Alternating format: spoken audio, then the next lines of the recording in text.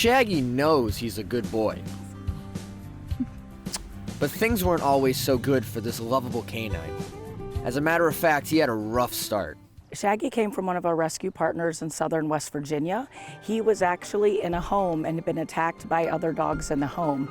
The owners didn't have money for medical care, so they kept him in a crate for over a week, and his wounds slowly became infected and abscessed. And once the animal control in the area heard about that, they did go to the house and ask that the dog be surrendered so they could provide medical care for the dog. That's when all creatures big and small stepped in. And with Shaggy in good hands, they began looking for someone to foster him.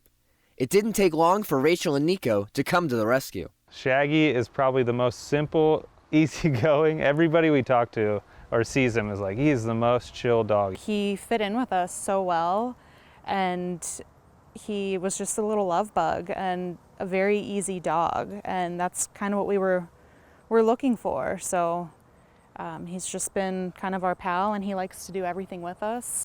All Creatures Big and Small is a nonprofit that started in 2003 by Dr. Beulah Miller.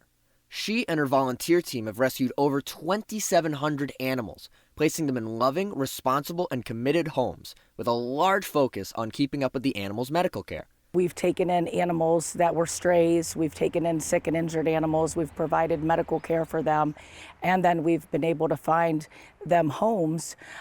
We get our animals locally as well as transported from other areas. We pull from high kill shelters, so we really help animals in need, no matter where they're from. We look for families that are committed to spending time with the pet and making sure that they have the needs met that they need.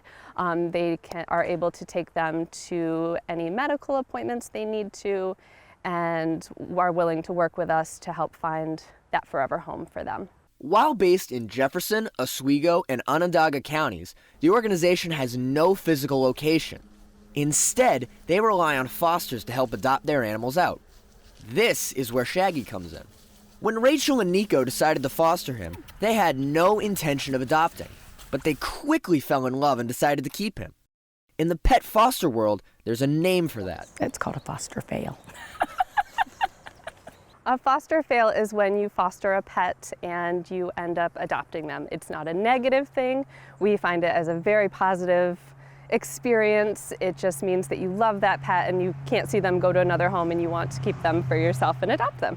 We went into the whole situation thinking that he would be a foster, but then just seeing him and how he reacted with us, I pretty much knew that we weren't going to be giving him back from the beginning. Shaggy's estimated age is 5 to 7 years old, but that didn't stop Rachel and Nico from adopting. Everybody wants the puppies and kittens, but the older ones really will attach to you, and they'll look up to you and love you as much as you love them. They all have such quirky and great personalities that they could fit right into a family without growing up as a puppy. Regardless of the animal you adopt, there's one thing Dr. Miller recommends. If I could have, a word to get out there for all of my pet parents that follow us in other rescues, I think it would be to make sure that you're keeping up with preventative care.